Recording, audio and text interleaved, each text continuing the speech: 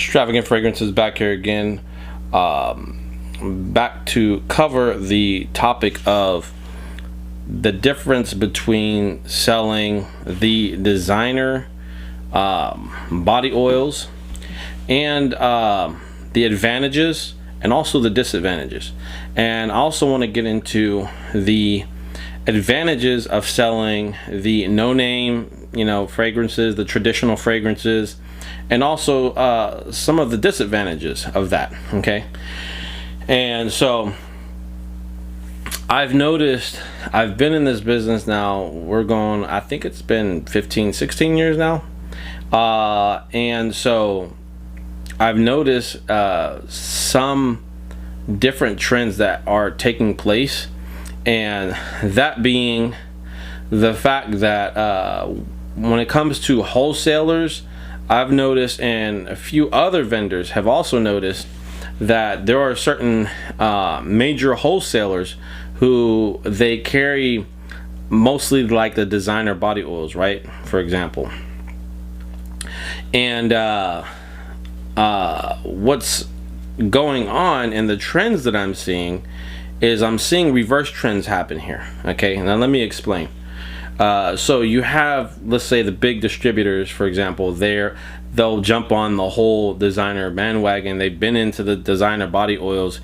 It's probably like their biggest market, right? There's a demand for it. People want it. And these designer body oils, obviously, they are multi-layered. They have all the different multi-layered notes and all of these things. And so what's going on that I'm seeing in the designer body oil world is that there might be a designer body oil that is hot today, and then a couple months later, a year later, a few years later, it might just die out. It might just fizzle out. And so what's going on that I personally see is how some suppliers, they will have a designer fragrance 1 month, you go to order it a year later, or maybe 2 years down the road, and they've discontinued it.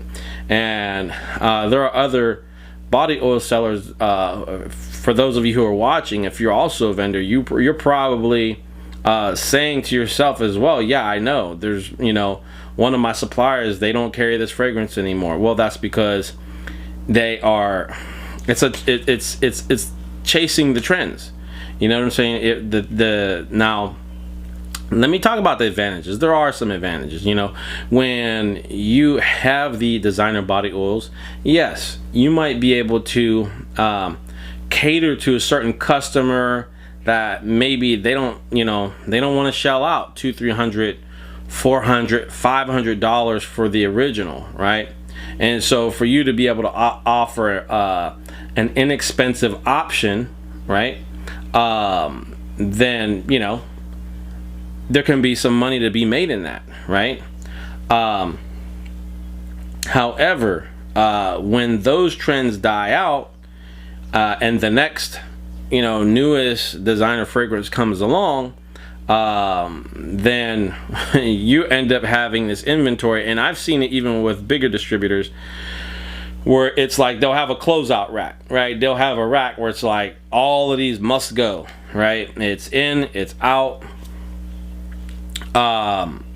I personally have some fragrances that I have bought from bigger wholesalers, and now I'm just like, oh, well, I guess that's not being made anymore, so now I got to figure out plan B, right?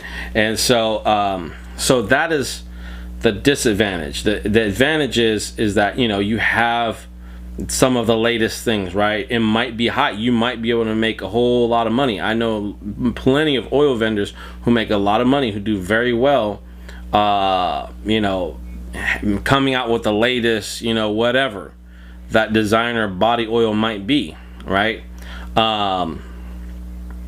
So if you can catch that wave, because that's what the people want. I talk to people and they're like, this is what we want. We want the designer stuff.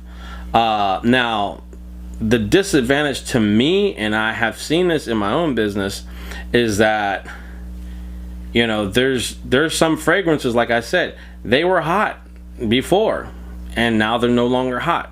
I have certain fragrances that are just sitting there, and I'm like, man, that was a really nice fragrance, but I can't put that out because so and so doesn't have that anymore. They don't carry that anymore. And if I were to go through a manufacturer, the minimums are high to just be sweating over a one fragrance. You get what I'm saying? That, you know, it's a big deal to me, but it's not a big enough deal where I want to go in and and buy a whole lot of it, right? So so with that being said, those are the disadvantages, and those are the disadvantages. The advantages are, to recap on that, is that yes, you can make money riding the wave of the designer oils, but also the disadvantage could be that maybe that trend just dies out, and that designer, the original designer, came out with something new, and you know, 10 years down the line, you're like, you have that old fragrance of you know, that old designer fragrance, and people are looking at that like, man, it's not hot anymore. It's like used clothes or something like that. You get what I'm saying? Versus the newest, latest style, whatever, right? So but let's get into the advantages and disadvantages of no name and also unisex fragrances. Now, the advantages, I'll talk about the disadvantages. The disadvantages to the unisex and also no name fragrances. When I say no name, I'm talking about fragrances that you put a name on it, right? It's not trademarked. You know, there's no trademarks on that. You know what I'm saying? It could be something as simple as say vanilla, right? The disadvantages of that is it might not sell well with those out there who are looking for designer multi-layer notes, that kind of crowd, right? It might not sell as well, right? But you know, the advantages, I would personally say, is that if you're carrying some of these no name, or I will also throw traditional fragrances in there. Traditional meaning, let's say something like lavender, let's say something like vanilla, let's say something like oud, right? Let's say mango or strawberry, right?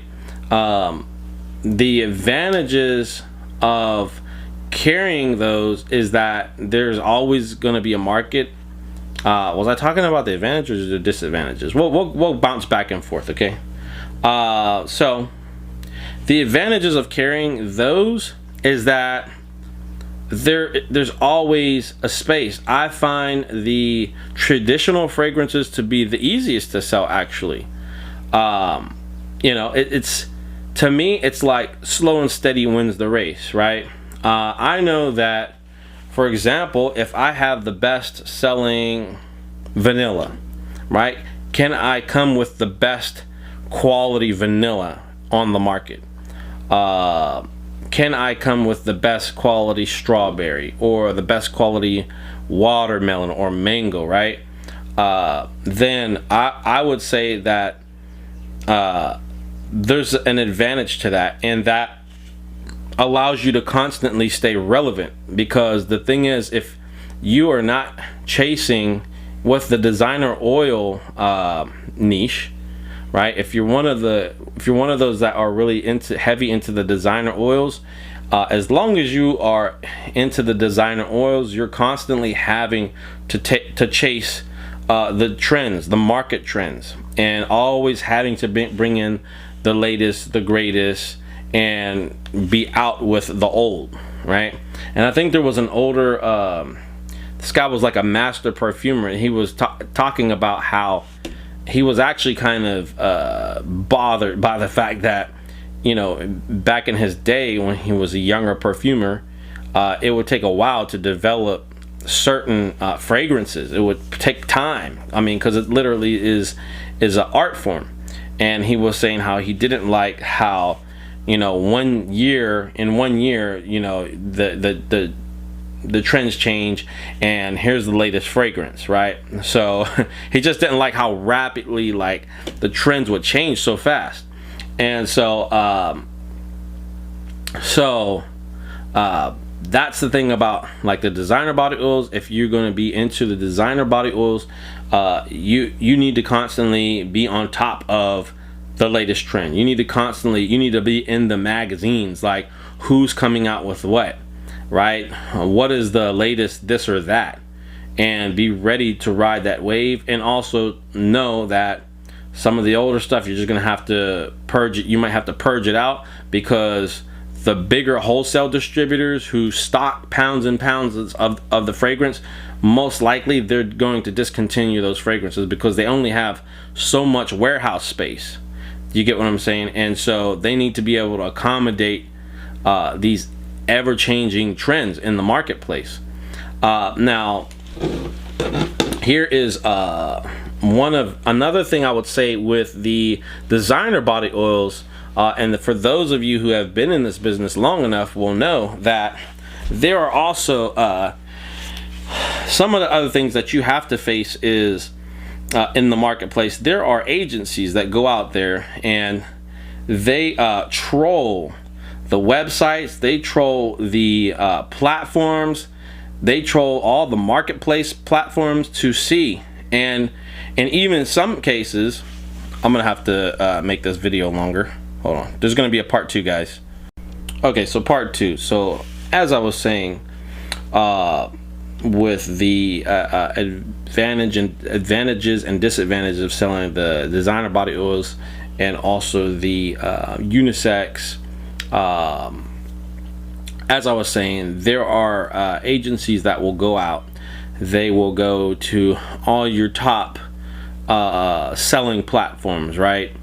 And they will come through these platforms, and it is actually it actually goes against these platforms community guidelines, if you will, to sell the compared to, right, the compared to types, or our version. Now you might be saying, well, I see so and so sell this designer body oil over there, or I see this this spray perfume or cologne over on this site or that site. Well, they kind of mess with who they want to mess with. Okay, there's a good friend of mine. He actually, I think I brought this up before. He calls it the Armageddon of body oil sellers, and that is when on these major selling platforms, the big ones, the 2 big ones, and I will say even a third one, they will kind of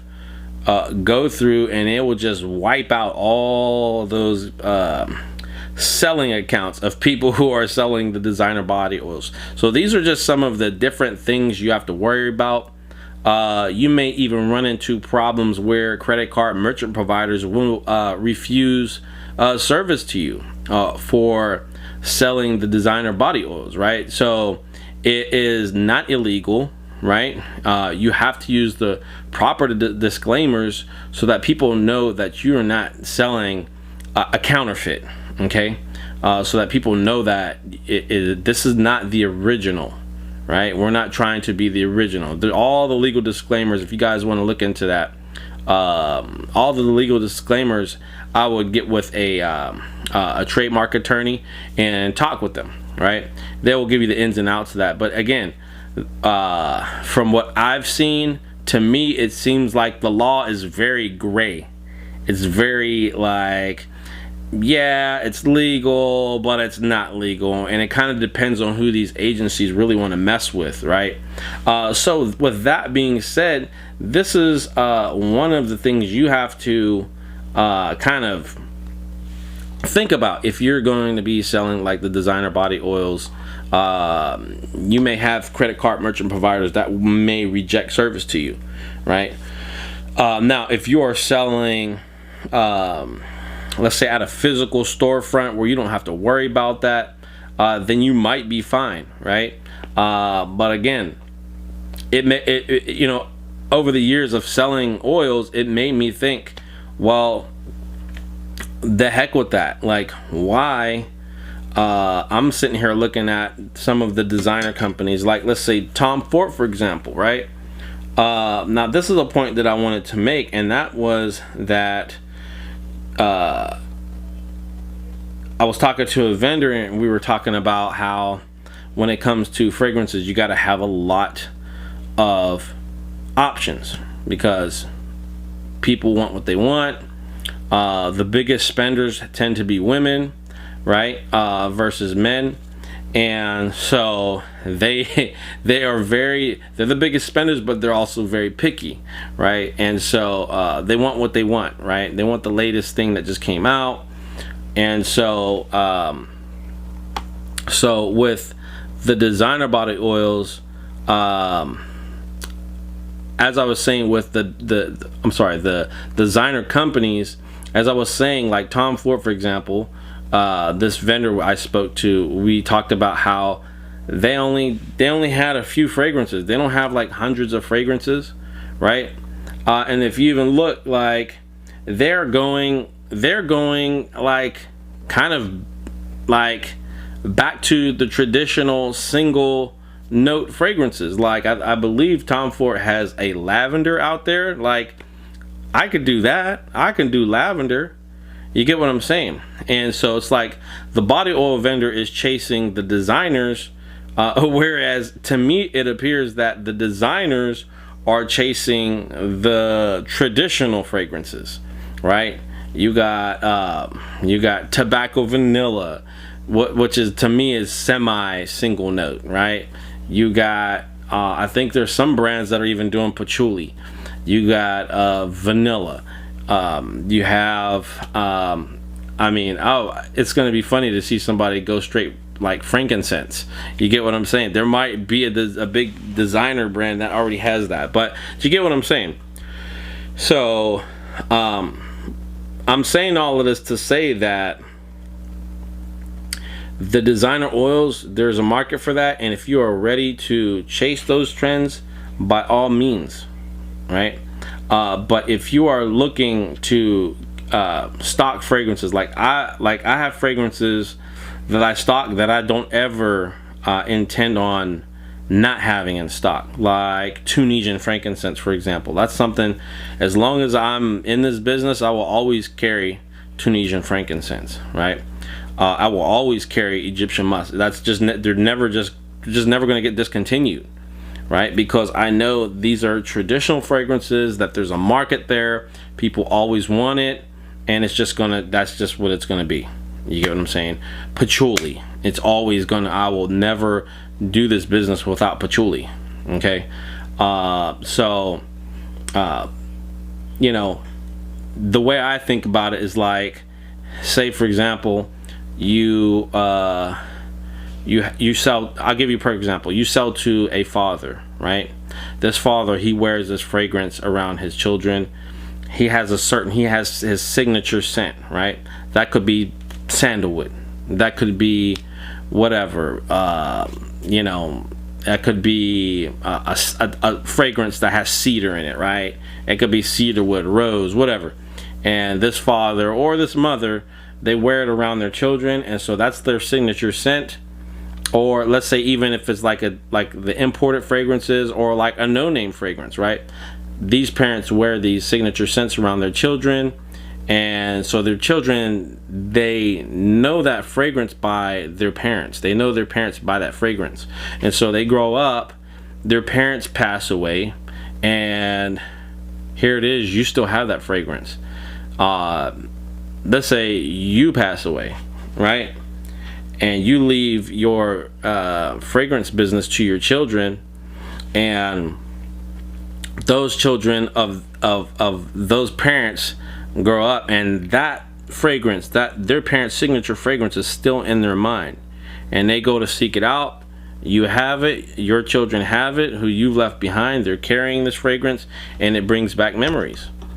So those fragrances will live on. But if you are carrying fragrances that just are a trend, just know that a lot of these designer fragrances, especially if especially if you're buying from a wholesale distributor, just know that a lot of designer fragrances have, I would say, a time limit. Not all. There are some designer fragrances, for example, that I will say, like certain body oils, like 1 million, right? I would say that's like, you know, there's a term they use on YouTube called evergreen. That's one of those evergreen fragrances that I don't think will ever go out. Let's say like a body oil like White Diamonds. That's a evergreen fragrance that I don't think will ever go out, right? Warm Vanilla Sugar, I don't think that will ever go out, right?